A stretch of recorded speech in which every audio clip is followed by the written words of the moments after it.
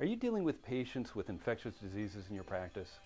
Are you coming across conditions such as H. pylori, Lyme, fungi, or other contagious or infectious conditions? If so, then you'll want to pay special attention to this module.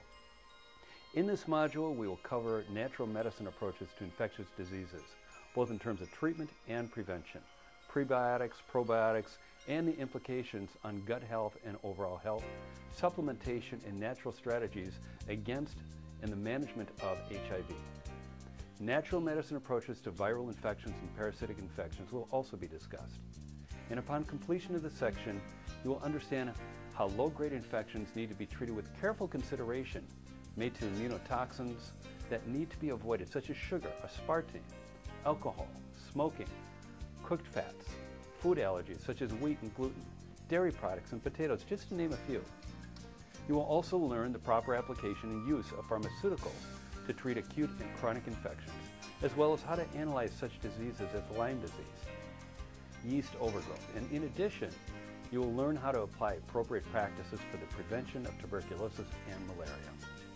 One section is also devoted to the proper use of monovalent vaccines, timing of vaccinations, making informed decisions about declining or delaying vaccinations, and a suggested protocol to entertain for vaccinations. Last but not least, you will leave with an understanding of how to apply complementary and nutritional treatments for infectious diseases. Now there's 4 sections you'll need to complete here. The first section is the bulk of the program, which includes required readings in the form of PDFs, PowerPoint presentations, and outside links to important articles. Throughout this program, you'll be able to post questions to the faculty through the module form and communicate with your classmates. You will then move on to the case studies section, which includes quizzes to test your understanding of the material and to experience real-life applications. Following the case studies, you'll move on to your final exam. Now, even though your final exam is an open book examination, we encourage you to think through the process rather than just find the answer and move ahead.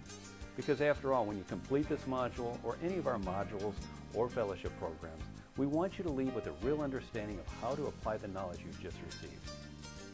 Lastly, to end this program, we ask that you fill out a short survey to give us your feedback on the overall module. You can then click on Certificate of Completion, where you'll be able to download your certificate.